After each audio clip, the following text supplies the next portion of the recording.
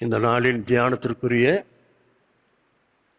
திருமறை பகுதி அது 1 சாமுவேலின் புஸ்தகம் 19ஆம் அதிகாரம் 11 முதல் 18 வசனங்கள் வரையுள்ள ஆண்டுடைய வார்த்தைகள். 1 சாமுவேல் 19, 11 முதல் 18 வசனங்கள். பழைய ஏற்பாட்டின் புத்தகத்தில் 367வது பக்கம். தாவீதை காவல் பண்ணி மறுநாள் காலமே அவனை கொண்டு போடும்படிக்கு சவுல் அவன் வீட்டுக்கு சேவகரை அனுப்பினான்.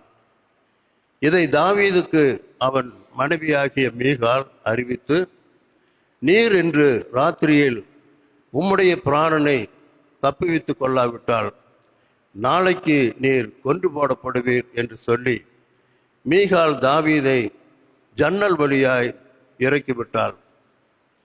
அவன் தப்பி ஓடிப்போனான்.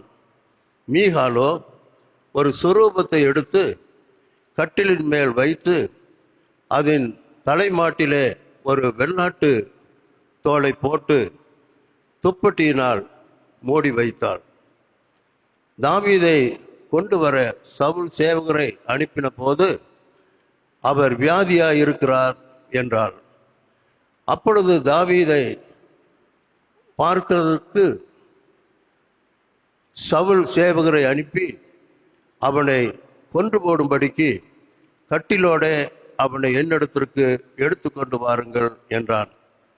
சேவகர் வந்தபோது இதோ சொரூபம் கட்டிலின் மேலும் வெள்ளாட்டு தோல் அதன் தலைமாட்டிலும் கிடக்க கண்டார்கள்.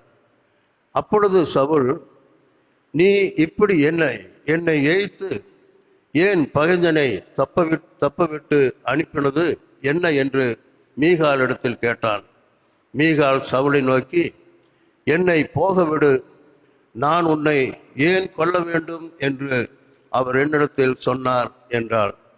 தாவீது தப்பி ராமாவில் இருந்த சாமுவேலிடத்திற்கு போய் சவுல் தனக்கு செய்தது எல்லாவற்றையும் அவனுக்கு அறிவித்தான்.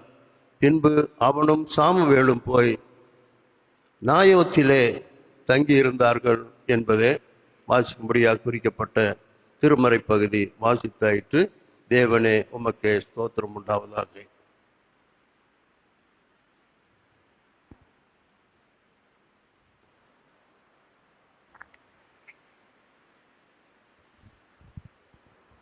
நம்முடைய பிதாவாகிய கடவுளாலும் கர்த்தராகிய இயேசு கிறிஸ்துவினாலும் உங்களுக்கு கிருபையும் சமாதானமும் உண்டாவதாக. ஆமென். ஜெபம் செய்வோம். இரக்கங்களின் பிதாவே, உம்முடைய பிரசன்னத்திலே காத்திருப்பது எவ்வளவு மகிமையான மகிழ்ச்சியான அனுபவம். இந்த காலை வேளையில அந்த மகிமையின் அனுபவத்தை, மகிழ்ச்சியின் அனுபவத்தை ஒருமுறை கூட நாங்கள் பெற்றுக்கொள்வதற்காக காத்திருக்கிறோம். எங்களோடு கூட ஆண்டவர் அசைவாடுவர். உம்முடைய வார்த்தைகளின் வழியாய் உம்முடைய மகிமையின் அனுபவத்தையும் மகிழ்ச்சியின் அனுபவத்தையும் பெற்றுக்கொள்ள அருள் தாரும். இயேசுவின் நாமத்தில் ஜெபிக்கிறோம் அன்பின் பிதாவே. ஆமென். ஆண்டவரும் அருமை இரட்சகருமாகிய இயேசு கிறிஸ்துவின் விலையேற பெற்ற அன்பின் திருப்பெயரால் இந்த காலை பொழுதில் ஆண்டவரை ஆராதிக்கும்படியாய் வந்திருக்கிற உங்களோ அத்தனை பேரையும் இயேசுவின் நாமத்தில் அன்போடு கூட வாழ்த்து சொல்லி வரவேற்கிறேன். இந்த வாரத்தில் the persons lied in the Bible and the reason, திருமறையிலே பொய்யுரைத்தவர்களும் அதன் காரணங்களும் என்ற தலைப்பிலே 2 பகுதிகளாக நாம் இணைந்து தியானித்துக் கொண்டிருக்கிறோம். முதல் பகுதியில the convicted lies, தண்டிக்கப்பட்ட பொய்கள் என்ற தலைப்பில் 3 செய்திகளை நாம் கேட்டோம். அதைத் தொடர்ந்து the blameless lies, குற்றமற்ற பொய்கள் என்ற வரிசையில 2 நபர்களை குறித்து கடந்த 2 நாட்களும் நாம் கற்றுக்கொண்டோம். சிப்போரா பூவா என்கிற பெண்மணிகளும் ராகாப் என்கிற பெண்ணும் சொன்ன குற்றமற்ற பொய்யும் அதன் மூலமாய் விளைந்த காரியங்களையும் நாம் அறிந்து கொண்டோம். இன்றைக்கு மற்றும் ஒரு சகோதரி, ஒரு பெண்மணி சொன்ன குற்றமில்லாத பொய்யை குறித்தும் அதனுடைய காரணத்தை குறித்தும் இன்றைக்கு நாம் அறிந்து கொள்ள போகிறோம். திருமறையில நாம் அதிகமாக கவனம் செலுத்தாத பெண்மணிகளின் வரிசையில மீகாளும் ஒரு பெண். மீகா என்கிற அந்த பெண்ணை குறித்து நம்ம எல்லாருக்கும் தெரிந்த ஒரு உண்மை என்ன தெரியுமா?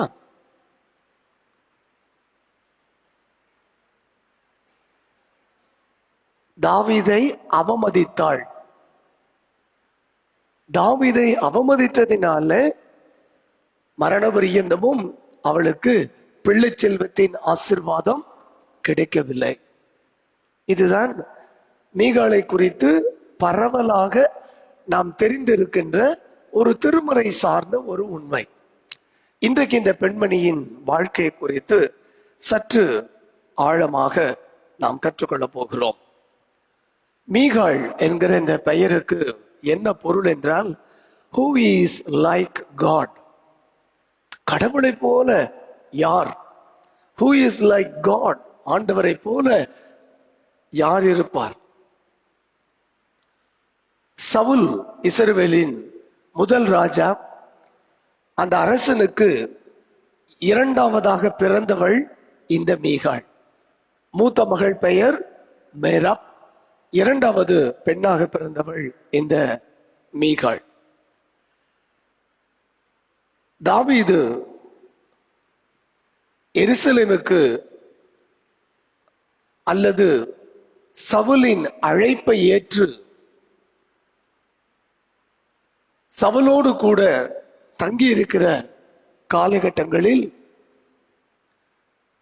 தாவீதை குறித்து நெருக்கமாக அறிந்து கொள்ளுகிற வாய்ப்பு மீகாளுக்கு கிடைத்தது.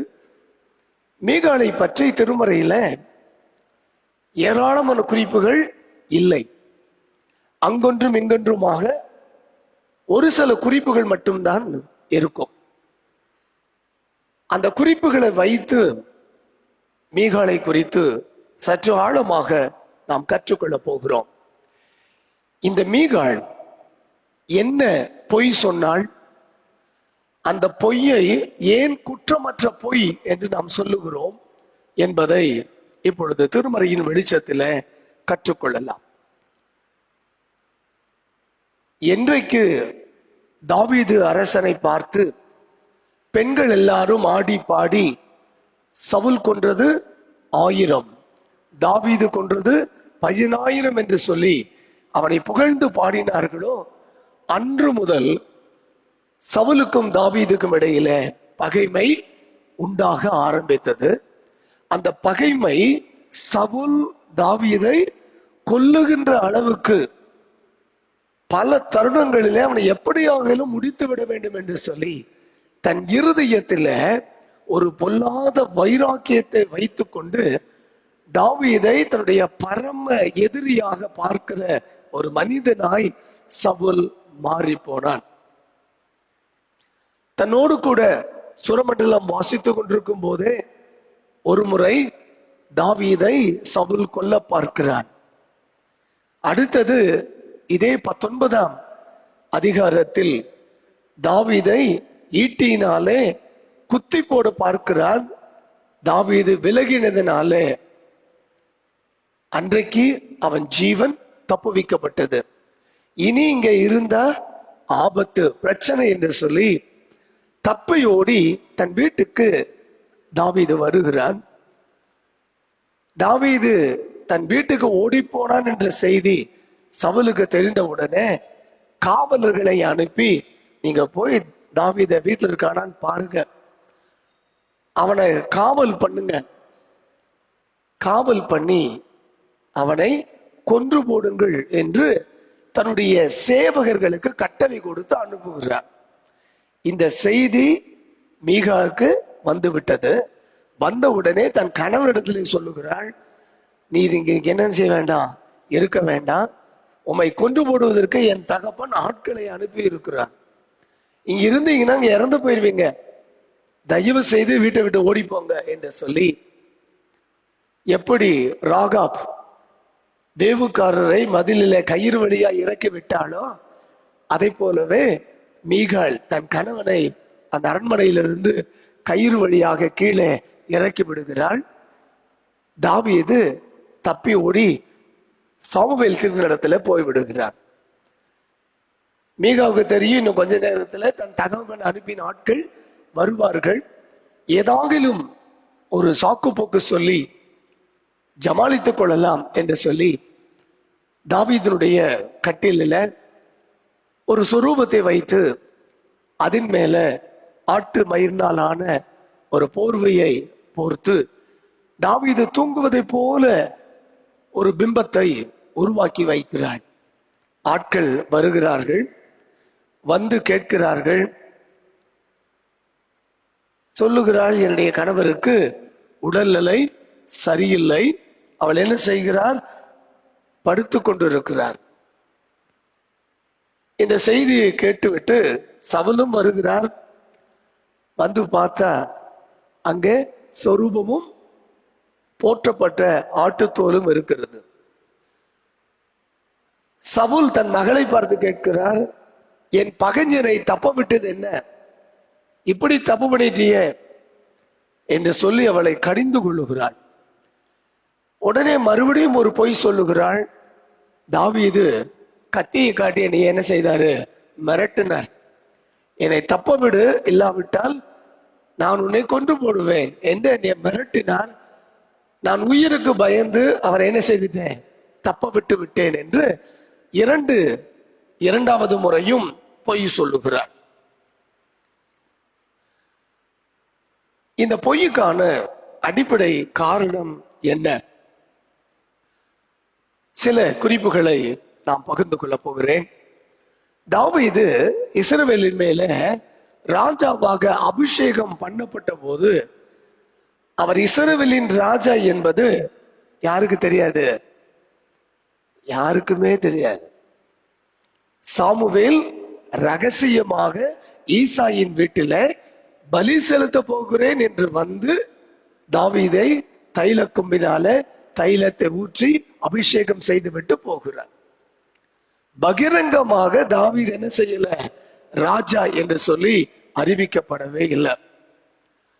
இப்பொழுது இந்த தாவீது ஒரு நல்ல மெய்ப்பன், இசைக்கருவிகளை வாசிக்கிறவன் என்று சவுலுடைய வேலைக்காரன் சொன்னதை கேட்டு சவுல் தாவீதை தன்னுடைய அரண்மனைக்கு அழைத்து வருகிறான்.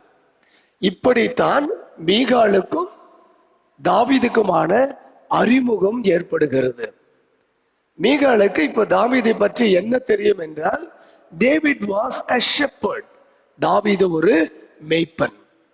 இரண்டாவது, David was a skilled musician, தாவீது ஒரு நல்ல திறமை வாய்ந்த ஒரு இசை கலைஞன். David was an arm bearer, தன்னுடைய தகப்பனுக்கு ஆயுதங்களை சுமந்து செல்லுகிறவன். அடுத்து தாவீது ஒரு நல்ல போர் வீரன், கோலியாத்தை வென்று இஸ்ரவேலுக்கு ஜெயத்தை கொடுத்தவன். ஆகவே இந்த தகவல்கள் அறிந்து மீகாள் தாவீதை நேசிக்க ஆரம்பிக்கிறாள். திருமறையில முதன்முறையாக நாம் பார்க்கிற ஒரு அனுபவம், ஒரு ஆணை ஒரு பெண் மனதார நேசிக்கிறாள் என்கின்ற ஒரு அழகிய உண்மையை தாவீதுக்கும் மீகாவுக்கும் இடையே இருந்த இந்த அன்பை திருமறை சொல்லுகிறது. மீகாள் தன்னை விரும்புகிறாள் என்பது தாவீதுக்கு தெரியாது. ஆனால் மீகாள் தாவீதை அளவு கிடந்து நேசித்துக் கொண்டிருக்கிறாள். இந்த சூழ்நிலையில்தான் சவுல் ஒரு கட்டளையை கொடுக்கிறான். கோலியாத்தை யார் வீழ்த்துகிறாரோ அவருக்கு என் மகளை கொடுக்கிறேன். தாவீது கோலியாத்தை வீழ்த்தி ஜெயத்தோடு வருகிறான்.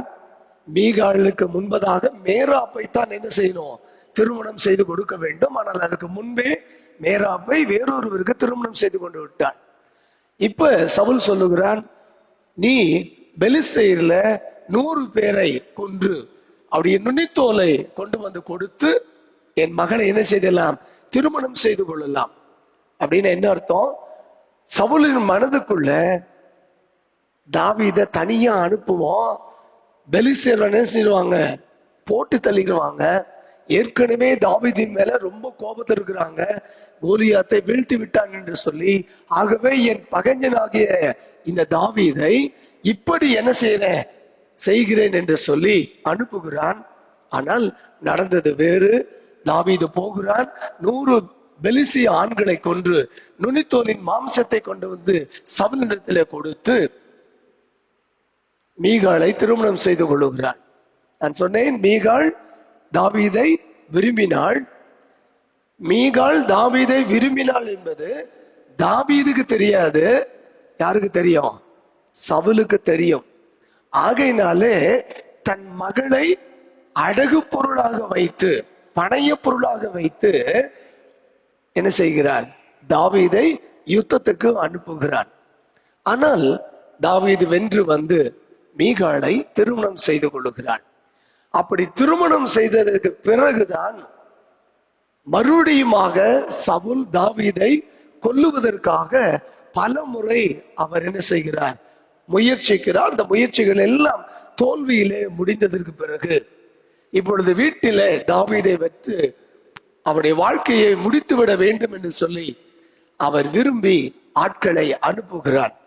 அப்படி அனுப்புகிற பொழுதுதான் மீகாள் எப்படியாகிலும் நான் விரும்பின என் அன்பான கணவனை நான் காப்பாற்ற வேண்டும் என்று சொல்லி துணிந்து ஒரு பொய் சொல்லுகிறான்.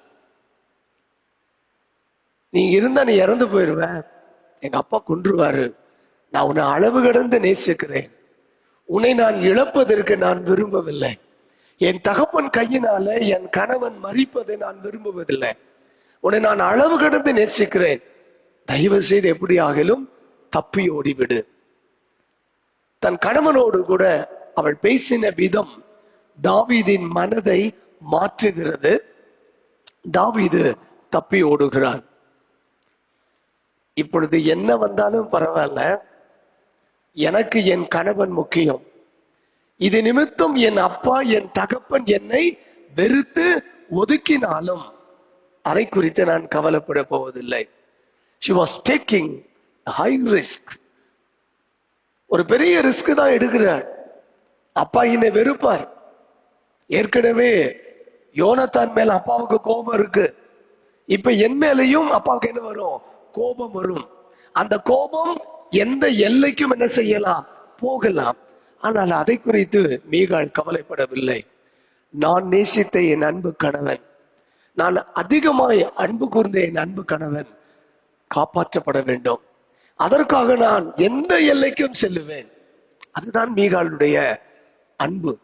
ஒரு அளவு கடந்த ஒரு அன்பை அவள் வைத்திருந்தாள். ஆகவே மறுபடியும் போய் சொல்லுகிறாள். என் கணவன் என்ன பார்த்து கேட்டார், என்னை தப்ப விடு, இல்லாவிட்டால் நான் உன்னை கொன்று போடுவேன் என்று சொன்னார். ஆகவே நான் பயந்து என்ன செய்தேன், அவரை தப்ப விட்டு விட்டேன் என்று சொல்லி ஒரு கவுண்டர் பிளான், ஒரு எதிர் திட்டத்தை மீகாள் செய்து தாவீதை தப்ப விடுகிறாள். தப்ப விட்டதற்கு பிறகு அதனுடைய பலன் அவருடைய சொந்த தகப்பனார் மீகாளை பார்த்து சொல்லுகிறான், நீ இப்படி என்னை எய்த்து என்றால் என்னை ஏமாற்றி விட்டாய், என் பகைஞனை தப்ப விட்டு அனுப்பினது என்ன என்று மீகாளிடத்திலே கேட்டான். நீ என்னை ஏமாத்திட்ட என்று சொல்லி அவளை கடிந்து கொள்ளுகிற பகுதியை நாம் வாசிக்கின்றோம். இப்படி ஒரு துணிகரமான செயலை செய்வதற்கு அடிப்படையாய் இருந்தது மீகாள் தாவீதின் மேல் வைத்த அளவு கடந்த அன்பு. இப்பேற்பட்ட ஒரு துணிகரமான ஒரு பொய்யை சொல்லுவதற்கு, நான் பொய் சொல்லுவது நிமித்தம் என் கணவனின் உயிர் என்ன செய்யப்படும்? காப்பாற்றப்படும். வேற எந்த ஹிடன் அஜெண்டாவும் மீகாளுக்கு இல்லை. நான் பொய் சொல்லுவதனால் என் அன்பான கணவனுடைய ஜீவன் காப்பாற்றப்படும் என்பதற்காக துணிந்து மீகாள் பொய் சொல்லுகிறாள். தாவீது உயிர் தப்பி நாயோதில சாமுவேலிடத்துல போய் சேருகிறார். இதோடு இந்த பகுதி நிறைவு பெறுகிறது. இதற்கு அடுத்த பகுதியை இன்னொரு கோணத்தில நாம் பார்க்க போகிறோம். தாவீது போன உடனே சவுல் செய்த இன்னொரு காரியம் என்னவென்றால், இனி தாவீது திரும்ப என்ன செய்ய மாட்டான்? வரமாட்டான். இப்ப நான் அவன் பேரிலே அதிகமாய் கோபத்தில் இருக்கிறேன். அவனை பகைஞனாக பார்க்கிறேன். அவனை நான் வெறுக்கிறேன். இப்ப தாவீதுக்கு என் பேரிலே என்ன வரணும்? கோபம் வரணும். தாவீது என்னை வெறுக்க வேண்டும். அதற்கு என்ன செய்யலாம் என்று யோசிக்கிற போது சவுல் செய்த ஒரு காரியம் என்னவென்றால், தாவீதின் மனைவியாயிருந்த மீகாளை தாவீதுக்கு தெரிவிக்காமலேயே, விதவுட் எனி ரீசன், எந்த காரணமும் இல்லாமல் லாயீசின் குமாரனான பல்தியேலுக்கு மனைவியாக கொடுத்து விடுகிறார். 1 சாமுவேல் 25 44 வசனத்துல சவுல் தாவீதின் மனைவியாகிய மீகாள் என்னும் தன் குமாரத்தியை காலி மூரானாகிய லாயீசின் குமாரனாக பல்திக்கு கொடுத்திருந்தான். அப்ப என்ன வரும்? தாவீதுக்கு கோபம் வரும். என் மனைவிய நான் உயிரோடு இருக்கும் பொழுது எந்த விதமான முகாந்தரமும் இல்லாமல், காரணமும் இல்லாமல் நீ எப்படி இன்னொருவனுக்கு திருமணம் செய்து கொடுக்கலாம்? இது ஒரு பொலிட்டிக்கல் ஸ்டண்ட் இல்லையா? ஒரு அரசியல் காரணம். அது தாவீதுக்கு சவுலின் மேல் என்ன வரணும்? கோபம் வரணும். தாவீது தன்னை வெளிப்படுத்தணும். நான் அவனை என்ன செய்யணும்? கொன்று போட வேண்டும். இது சவுலினுடைய திட்டமாய் இருந்தது.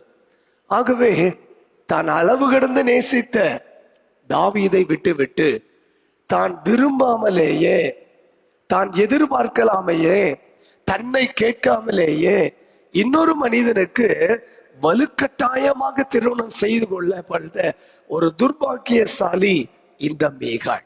ரொம்ப வேதனையான ஒரு வாழ்க்கை மீகாளுடைய வாழ்க்கை.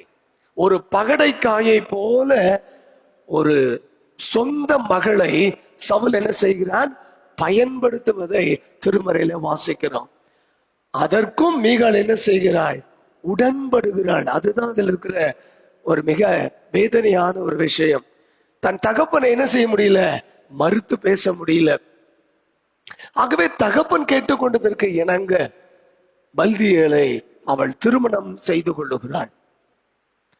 இந்த சம்பவங்கள்லாம் முடிந்ததற்கு பிறகு சவுல் மரித்து போகிறான்.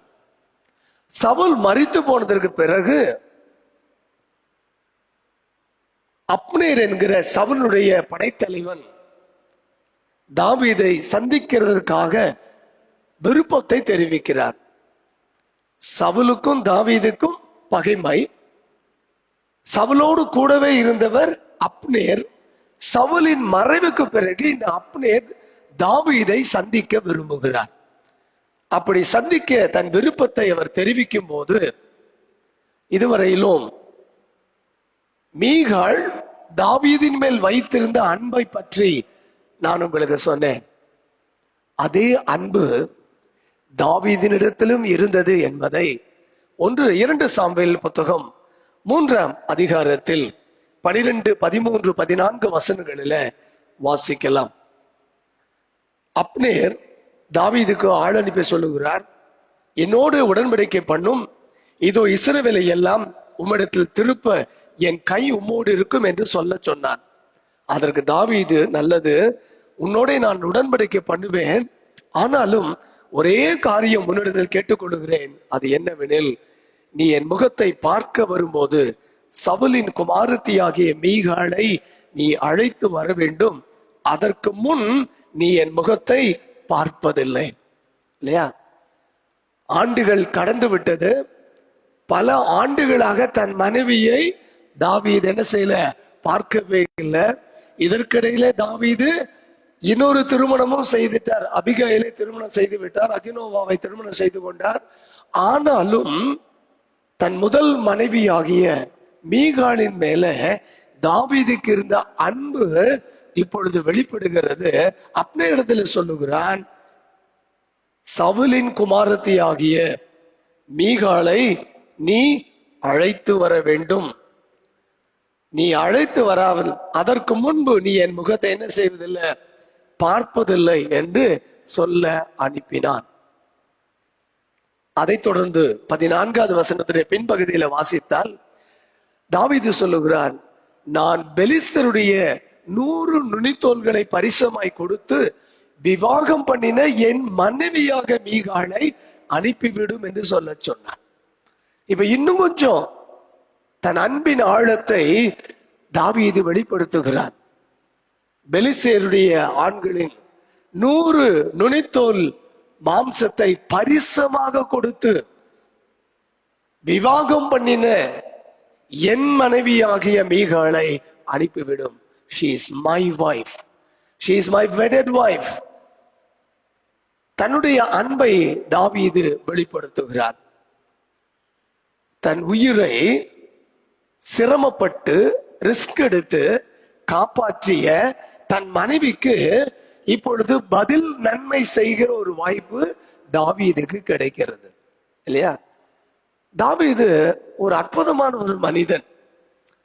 தாவீதுடைய வரலாற்றை நீங்கள் வாசித்து பார்த்தால் அவரிடத்தில் கற்றுக்கொள்வதற்கு ஏராளமான செய்திகள் உண்டு. ஆக தாவீது தனக்கு நன்மை செய்தவர்களை ஒருபோதும் என்ன செஞ்சதில்லை, மறந்ததே இல்லை. அப்படி மீகாள் செய்த நன்மைக்கு பதில் நன்மை செய்கிற வேளை வருகிற போது தன் அன்பை வெளிப்படுத்தி சொல்லுகிறான், நுனித்தோலின் மாம்சத்தை பரிசுமாய் கொடுத்து திருமணம் செய்து கொண்ட என் மனைவியாகிய மீகாளை நீ அனுப்பிவிட வேண்டும். அப்படியே அப்னேர் என்ன செய்கிறான், பல்தியலை அனுப்பிவிட்டு திருப்ப அனுப்பிவிட்டு மீகாளை தாவீதினிடத்திலே கொண்டு வந்து சேர்க்கிறான். இப்பொழுது தாவீதோடு கூட இணைந்து வாழுகிற ஒரு அழகான தருணத்தை, சந்தர்ப்பத்தை மீகாள் என்ன செய்கிறாள், பெற்றுக் கொள்ளுகிறாள். அநேக ஆண்டுகளுக்கு பிறகு தான் அளவு கடந்து நேசித்த தன் அன்பு கணவன் தாவீதோடு வாழுகிற ஆசீர்வாதத்தை மீகாள் பெற்றுக் கொள்ளுகிறாள். இதிலே சோகம் என்னவென்றால், மீகாள் தனக்கு கிடைக்கப்பெற்ற அந்த அற்புதமான வாய்ப்பை சரியாக என்ன செய்யல, பயன்படுத்தி கொள்ளவே இல்லை. தாவீது அரசனானதுக்கு பிறகு கர்த்தருடைய உடன்படிக்கை பெட்டியை கீத்தியனாகிய ஓபேத் ஏதோமின் வீட்டில் இருந்து தன்னுடைய அரண்மனைக்கு எடுத்து வரும்படியாய் ஆட்களை அனுப்புகிறான். அவர்கள் எல்லாரும் இந்த உடன்படிக்கை பெட்டி எடுத்துக்கொண்டு வருகிறார்கள். இந்த உடன்படிக்கை பெட்டி இஸ்ரேல் மக்களுடைய விசுவாச வாழ்க்கை பயணத்துல மிக மிக முக்கியமானது என்பது தாவீதுக்கு நன்றாக தெரியும். மோசேயின் நாட்களில் இந்த உடன்படிக்கை பெட்டி எழும்புகிற பொழுது கர்த்தருடைய ஜனங்கள் பயணத்தை தூங்குவார்கள். உடன்படிக்கை பெட்டி எங்கே வைக்கப்படுகிறதோ அங்கே பாளையம் இறங்குவார்கள். கர்த்தருடைய ஜனங்களுக்கு பிரச்சனைகள் வருகிற பொழுதெல்லாம் ஆசரிப்பு கூடாரத்தில் இருக்கிற அந்த உடன்படிக்கை பெட்டி வைக்கப்பட்டிருக்கிற இடத்துல போய் மோசே கர்த்தரை சந்திப்பான். வசனம் சொல்லுகிறது, கர்த்தர் மோசேயை சந்திப்பார். அழகான ஒரு அனுபவம். அப்படிப்பட்ட ஒரு உடன்படிக்கை பெட்டி சிறைபிடிக்கப்பட்டு பெலிஸ்தீன் தேசத்திலே இருந்து சவுலின் காலம் முடிகிற வரையிலும் அங்கேயே இருந்தது. இப்பொழுதுதான் தாவீது அந்த பெட்டியை எருசலேமுக்கு கொண்டு வருகிறார். உணர்ச்சி பூர்வமான ஒரு மனநிலையில தாவீது தன்னை மறந்து கடவுளுடைய பிரசன்னம், கடவுளுடைய ஆசீர்வாதம், கர்த்தருடைய மகிமை திரும்பமாக இஸ்ரவேலுக்குள்ளே வருகிறது. ஏலியின் நாட்களில அந்த பெட்டி பிடிக்கப்பட்ட போது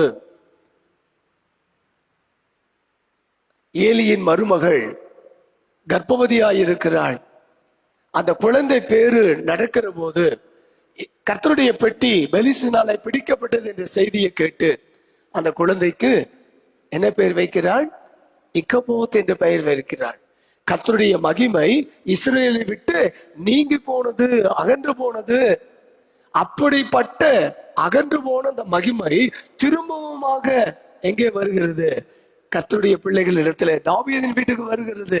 ஆகவே தன்னை மறந்து அந்த உடன்படிக்கை பெட்டியை சுமந்து வருகிற ஜனக்கூட்டத்தோடு தாவீது ராஜாவும் சேர்ந்து சாலையில ஆடி பாடி ஆண்டவரை மகிமைப்படுத்துகிறார். அப்படி மகிமைப்படுத்துகிற காட்சியை அரண்மனை மேலே இருந்து மீகாள் பார்க்கிறான். மீகாள் பார்த்து தாவீதை தன் இருதயத்தில அவமதித்தாள். ஏன் அவமதித்தாள் தெரியுமா? தாவீதனுடைய முந்தைய நிலைமையை மீகாள் சரியாக என்ன செய்யல, புரிந்து கொள்ளவே இல்லை. Who was David? தாவீது யார்? ஈசாயின் குடும்பத்துல சாதாரண ஒரு பையன், கடைசி பையன். எல்லாரும் கவர்மெண்ட் எம்ப்ளாயியா இருக்கும்போது இவர் ஒருத்தர் மட்டும் வனாந்தரத்துல ஆடுகளை மேய்த்து கொண்டிருக்கிறவன். ஆடுகளின் பின்னாக தெரிந்து கொண்டிருந்த அவனை தேடி வந்து கடவுள் என்ன செய்தார்? இஸ்ரவேலின் ராஜாவாக அபிஷேகம் பண்ணி இருக்கிறார். அதோடு நிற்கல, தாவீதுக்குள்ளே அநேக ஆசீர்வாதங்களை கடவுள் கொடுத்திருக்கிறார். சவுல் உயிரோடு இருக்கும் போதே இஸ்ரவேலின் ராஜாவாக அபிஷேகம் பண்ணப்பட்டார். கர்த்தர் தாவீதுக்காக செய்த காரியங்கள் வார்த்தையிலே தாவீதுல என்ன செய்ய முடியாது, விவரிக்க முடியாது. கடவுளுக்கும் தாவீதுக்குமான அந்த நெருக்கம் உறவு என்பது வார்த்தையில சொல்ல முடியாது. அப்படி ஒரு நெருக்கமான உறவு தாவீதுக்கும் ஆண்டவருக்கும் இடையே இருந்தது. அதனாலதான் ஆண்டவரே சொல்லுகிறார், தாவீது என் இருதயத்துக்கு பிரியமானவன், என் இருதயத்துக்கு ஏற்றவன். இதெல்லாம் யாருக்கு தெரியாது? மீகாளுக்கு தெரியாது. மீகாளுக்கு தெரிந்ததெல்லாம் டேவிட் சவுல் ராஜாவினுடைய மருமகன், தாவீது சவுல் ராஜாவினுடைய மருமகன். இப்பொழுது தாவீது இஸ்ரவேலின் ராஜா. இப்பொழுது தாவீது அரச குடும்பத்தை சார்ந்தவர். இவர் போய் ரோட்ல இப்படி ஆடலாமா? இதுதான் அவளுடைய பார்வை. தாவீது வந்த உடனே இந்த மீகாள் தாவீதை பார்த்து தாவீதுக்கு எதிர்கொண்டு வந்து, அற்ப மனுஷர்கள் ஒருவன் தன் வஸ்திரங்களை கலற்றி போடுகிறது போல இன்று தம்முடைய ஊழியக்காருடைய பெண்களின் கண்களுக்கு முன்பாக தம்முடைய வஸ்திரங்களை உரிந்து போட்டிருந்த இஸ்ரவேலின் ராஜா இன்று எத்தனை மகிமைப்பட்டிருந்தார் என்று தன் உள்ளத்திலே இருந்த கோபத்தை வார்த்தையில என்ன செய்கிறாள்? தெரிவிக்கிறார். தாவீது கோபப்படல. தாவீது பதில் சொல்லுகிறான், உன் தகப்பனை பார்க்கலும் அவருடைய எல்லா வீட்டாரை பார்க்கலும் என்னை இஸ்ரவேலாகிய கர்த்தருடைய ஜனத்தின் மேல் தலைவனாக கட்டளையிடும்படிக்கு தெரிந்து கொண்ட கர்த்தருடைய சமூகத்திற்கு முன்பாக ஆடி பாடினேன். இதை பார்க்கலும் இன்னும் நான் நீசனும் என் பார்வைக்கு அர்ப்பணமாவேன். அப்படியே நீ சொன்ன பெண்களுக்கும் கூட மகிமையாய் விளங்குவேன். தாவீது ஏன் இப்படி கர்த்தருடைய சமூகத்திலே உடன்படிக்கை பெட்டிக்கு முன்பதாக ஆடினேன் என்பதை மீகாளுக்கு வெளிப்படுத்துகிறாள். மீகாள் அதை புரிந்து கொள்ளுகிற மனநிலைமையில இல்ல.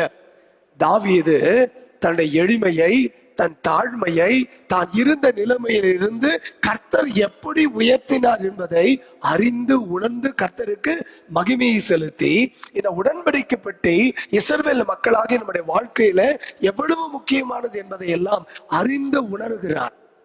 ஆனால் மீகாளுக்கு தான் ஒரு இளவரசி, அதுதான் அவளுக்கு தெரியும். சவுலினுடைய ராஜாவினுடைய மகள், தாவீதினுடைய மனைவி, அரண்மனையிலே வாழுகிறவள், இதுதான் அவளுக்கு தெரியும். இந்த இடைவெளியினாலே தான் தாவீதை தன் மனதிலே அவள் அவமானப்படுத்தினாள். அதனாலே மரணமடையும் நாள் மட்டும் அவளுக்கு பிள்ளை இல்லாதிருந்தது. நேற்று முன்தினமும் 2 பெண்களை குறித்து நாம் படிக்கிற போது முடிவு ரொம்ப ஆசீர்வாதமா இருந்துச்சு.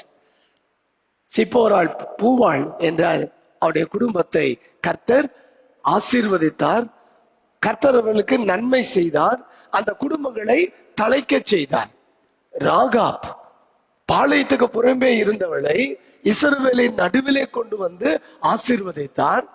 அந்த ராகாப்பு யூதாவின் கோத்திரத்திலே திருமணம் செய்து கொண்டு அவள் யூதாவின் வம்சத்தின் ஒரு முக்கியமான தாயாக மாறினாள் என்ற ஆசீர்வாதத்தை அறிந்தோம். ஆனால் மீகாளுடைய முடிவு சற்று ஒரு பாத்தட்டிக் எண்ட், ஒரு சோகமான ஒரு முடிவாக நிறைவடைகிறது. திங்கட்கிழமை மீண்டும் ஒரு புதிய தலைப்பு, மீண்டும் ஒரு புதிய செய்தியோடு நாம் ஒருவர் சந்திப்போம். ஆண்டவரின் அருளாசி நம் அனைவரோடும் எப்போதும் நிலைத்திருக்கட்டும். 150